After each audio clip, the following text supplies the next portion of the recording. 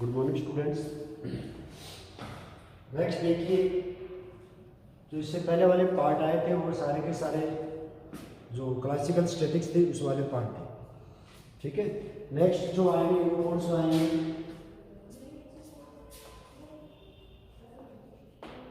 Quantum statics.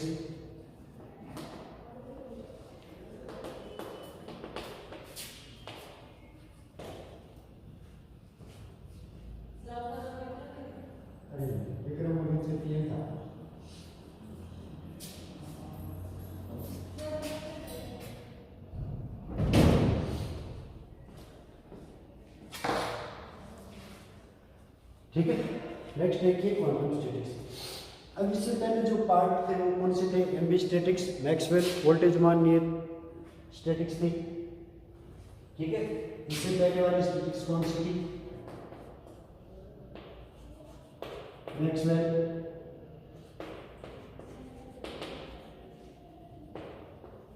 वोल्टेजमान statistics.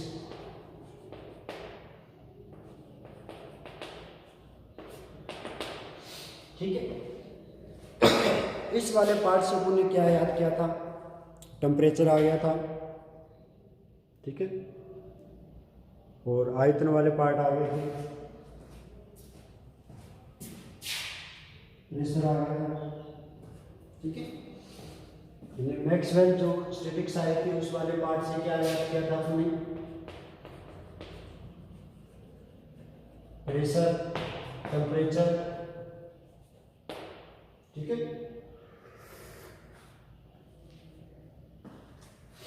ठीक है, इनके मान अपन ने क्या कर लिए थे? याद किए थे। लेकिन जो आगे वाले पार्ट थे कोई जैसे कि ब्लैक बॉडी रिएक्शन थे, ठीक है ना, उन वाले प्रभावों को इनके द्वारा प्रदर्शित नहीं किया गया।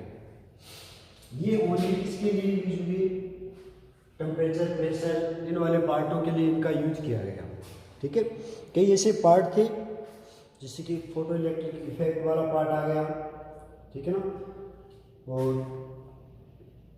जो नेक्स्ट एक कौन सा था, यानी कि ब्लैक बॉडी रेडिएशन था, वो वाले पार्ट थे, वो इनसे प्रदर्शित नहीं किए गए। ठीक है, तब जाके क्या आया था आपके पास? क्वांटम स्टैटिक्स वाले पार्ट आए थे। ठीक है,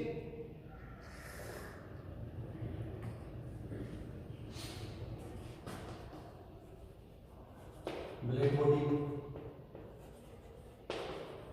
रेडिएशन। ठीक है, कौन सा आ गया था और कौन सा आया था? फोटो इलेक्ट्रिक इफेक्ट, ये वाले पार्ट आ गए थे। ठीक है ना, इनको किसके द्वारा प्रदर्शित किया गया था? क्वांटम स्टैटिक्स के द्वारा प्रदर्शित किया गया।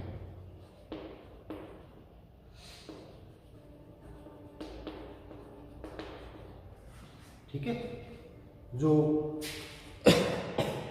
Black body radiation, photo electric effect, ये वाले जो पार्ट आए थे इनको किसके द्वारा प्रदर्शित किया गया था अपने पास? क्वांटम स्टैटिक्स के द्वारा प्रदर्शित किया गया था। ठीक है, अब देखिए मैक्सवेल, इसमें कणों को क्या माना गया था? विभेदी माना गया था। ठीक है ना, ये कण क्या है, उनको अलग अलग रूप से अपन डिवाइड कर सकते हैं। ठीक है, कणों को क्या माना गया था? विभेदी रूप से प्रदर्शित किया गया था।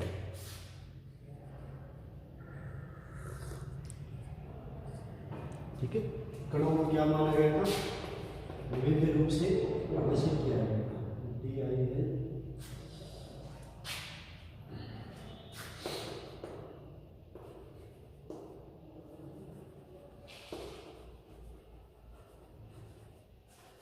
ठीक है,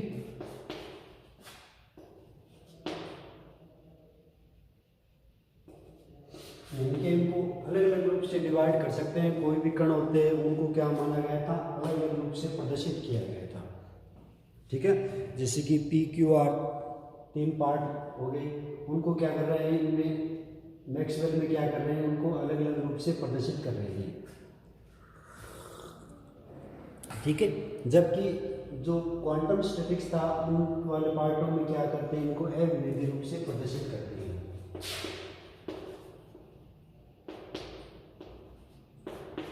उन वाले जो कण होते हैं उनको क्या कर मान रखा है, अविभेद्य मान रखा है, यानी कि मैक्सवेल में क्या करते हैं, जैसे कि पी क्यू आर आगे 3 अलग अलग पार्ट के रूप में प्रदर्शित होगी, जबकि क्वांटम में क्या करेंगे,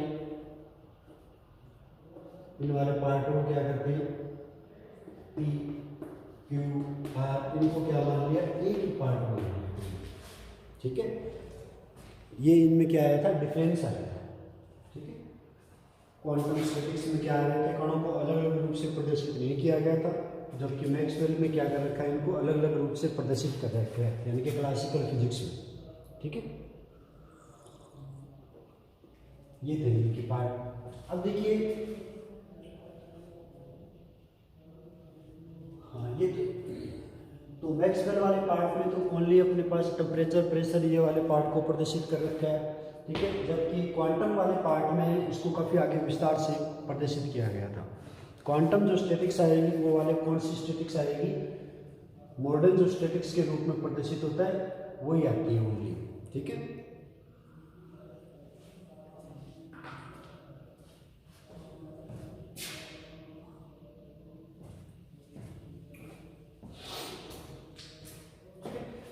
Maxwell Boltzmann statics, pressure temperature के ये रूप आगे, black body radiation, photo electric effect. ठीक है, ये आएंगे क्वांटम स्टैटिक्स वाले में आएंगे। और इसमें एक पार्ट और रहता है, इसमें डिफरेंस तो ये आ गया, एक तो विभेद्य पार्ट होते हैं, एक तो उनको अलग अलग रूप से डिवाइड कर सकते हैं, और एक ही क्या कर सकते हैं, इनको एक प्रकार से प्रदर्शित किया जा सकता है। ठीक है ना, क्वांटम वाले में क्या कर सकते हैं, सिर्फ एक कण के रूप में इनको प्रदर्शित किया जा सकता है, एक ही कण मान के। और जबकि मैक्सवेल वाले पार्टों में क्या करते हैं, इनको अलग अलग रूप से डिवाइड कर रखा है। इनके साथ क्या आता है, इनके स्पिन हो जाती है।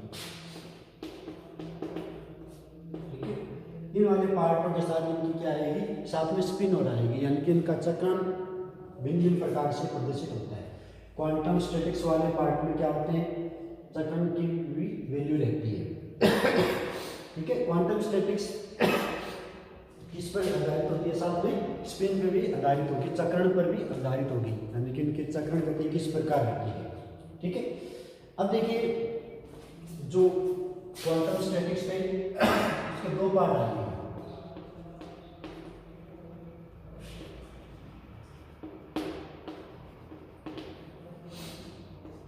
फर्स्ट कौन सा आएगा, बोस-आइंस्टीन स्टैटिक्स। ठीक है, अब देखिए बोस-आइंस्टीन, बोस कौन से थे, जो अपने भारत के वैज्ञानिक थे, ठीक है ना, उन पर आधारित है। और आइंस्टीन कौन से थे, जो अमेरिका वाले पार्ट थे, अमेरिका का वैज्ञानिक था, जो जिसे फिजिक्स, ठीक है ना, गॉड ऑफ फिजिक्स जिसे कहा जाता है आइंस्टीन के रूप में। ठीक है, स्टार्टिंग किसने किया था, बोस ने किया था, यानी कि भारत के जो वैज्ञानिक थे उन्होंने, बोस ने इसे स्टैटिक्स वाले पार्ट स्टार्ट किए थे। लेकिन भारत में जो ले वाली सुविधाएं थी उस टाइम थी नहीं। ठीक है, तो उस वाले पार्ट को आगे विस्तार से किससे समझाया था, आइंस्टीन ने समझाया था। ठीक है, देन इस वाले पार्ट को क्या कहते हैं, बोस-आइंस्टीन स्टैटिक्स कहा जाता है।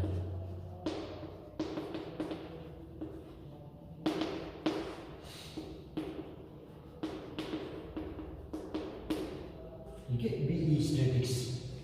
ठीक है, इस वाले पार्ट को अपन क्या कहेंगे, बोस-आइंस्टीन स्टैटिक्स कहते हैं।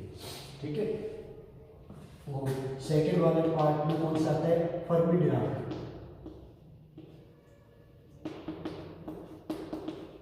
Fermi-Dirac statics.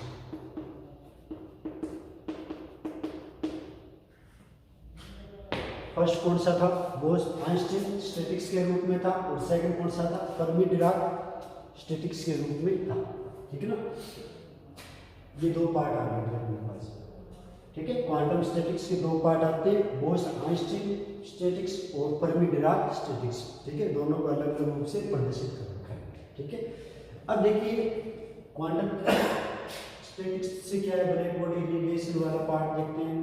ठीक है, फोटो इलेक्ट्रिक इफेक्ट वाले पार्ट आएंगे, वो क्या है, इनको अलग अलग रूप से समझा सकते हैं। ठीक है, तो सबसे पहले ये देखिए,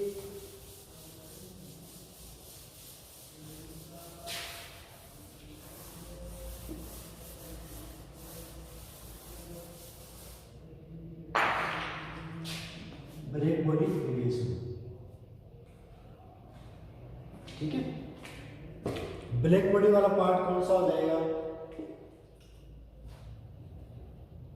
क्या कहते हैं, ब्लैक बॉडी रेडिएशन यानी कि कृष्णिका बोलते हैं ना इसको हिंदी में। कृष्णिका क्या होती है, कोई एक ऐसा पिंड होता है जिस पर आपतित होने वाले सभी किरणें क्या हो जाती है, अवशोषित हो जाती है। ठीक है, एक ऐसा पिंड होता है जिसमें क्या होती है, अवशोषित होने वाली सभी किरणें क्या हो जाती है, आपतित होने वाली सारी की सारी किरणें क्या हो जाएगी, अवशोषित हो जाएगी। ठीक है, उन वाले पार्टों को क्या कहते हैं, ब्लैक बॉडी कहा जाता है। ठीक है, एक ऐसा पिंड जिस पर आपतित होने वाली सभी किरणें क्या हो जाती है, अवशोषित हो जाती है, उन्हें क्या कहते हैं, ब्लैक बॉडी कहते हैं। ठीक है ना। अब देखिए, जैसे कि एक डायग्राम दिखा देते हैं आपको।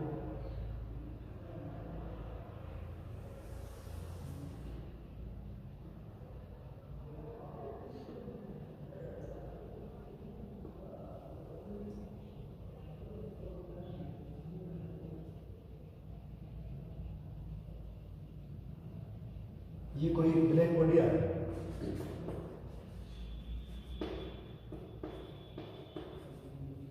ठीक है, इसके अंदर वाला पार्ट संपूर्ण रूप से ब्लैक करके रखा है। ठीक है, इसके अंदर वाला पार्ट क्या है, संपूर्ण रूप से ब्लैक कर रखा है। ठीक है, तो जैसे इसमें कोई किरण आपतित होती है, ठीक है ना, जैसे इस वाले पार्ट पर क्या आएगी, कोई किरण आएगी। ठीक है ना, इस वाले पार्ट में क्या है, ये कोई किरण आपतित हो रही है, इसके अंदर प्रवेश कर रही है। ठीक है, वो यहाँ से टकराएगी, इस वाले पार्ट पर अवशोषित हो जाएगी, यहाँ पर अवशोषित हो जाएगी, इन वाले पार्ट में अवशोषित हो जाएगी, यहाँ पे अवशोषित हो जाएगी। ठीक है ना, ये वाले पार्ट है। ठीक है, इस वाले पार्टों को क्या कहते हैं, ब्लैक बॉडी कहा जाता है, यानी कि भिन्न भिन्न पार्टों पर क्या हो जाती है, अवशोषित हो जाती है। ठीक है, ब्लैक बॉडी पार्ट आ गया। ठीक है, इसके अंदर क्या कर रही है, कोई किरण प्रवेश कर रही है। ठीक है, इसके अंदर क्या कर रही है, कोई किरण प्रवेश कर रही है, प्रवेश करने के बाद में क्या जाती है, वो बाहर निकलती है। ये लगभग ये पूरे पार्ट को क्या कर लेता है, अवशोषित कर लेता है। ठीक है, इसे कहते हैं ब्लैक बॉडी रेडिएशन कहते हैं। अब इसी के आधार पर देखो डायग्राम आता है।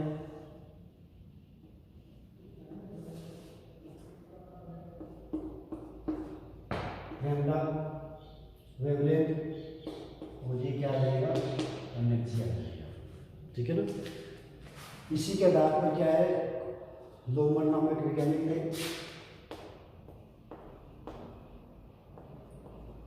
लूमर। ठीक है ना, उसने ये ग्राफ प्रदर्शित किया था एनर्जी और वेवलेंथ के मध्य।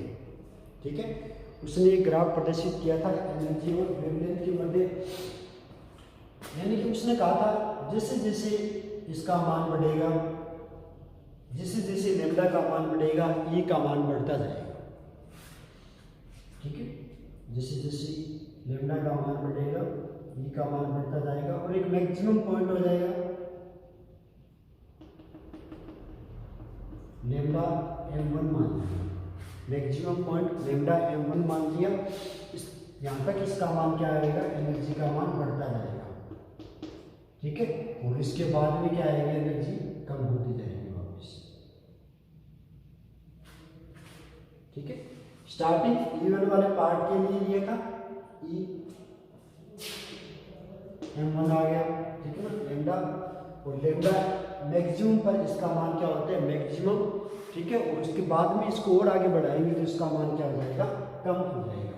ये वाला पार्ट क्या आएगा, T1 टेम्परेचर के लिए मान लेंगे। सेकेंड कोई दूसरी वेवलेंथ ले लेते हैं, उसमें भी क्या होता है, जैसे जैसे इसका मान बढ़ाते हैं लैम्डा का, ई का मान बढ़ता जाएगा और वापस क्या हो जाएगा, कम हो जाएगा। अन्य कोई वेवलेंथ ले रखी है तुमने, लैम्डा m2 ले ली, और यहाँ पे एनर्जी कितनी हो जाएगी, E m2। ठीक है, यहाँ पर टेम्परेचर कितना आ गया, T2 आ गया। ये T1 वाले पार्ट के लिए आ रहा है, ठीक है, और ये T1 वाले पार्ट के लिए आ गया लेमडा m1, T2 वाले ताप के लिए लेमडा m2 आ गया, ठीक है ना। इसी प्रकार अन्य कोई ग्रोथ आ गई, एक और पार्ट आ गया, जैसे कि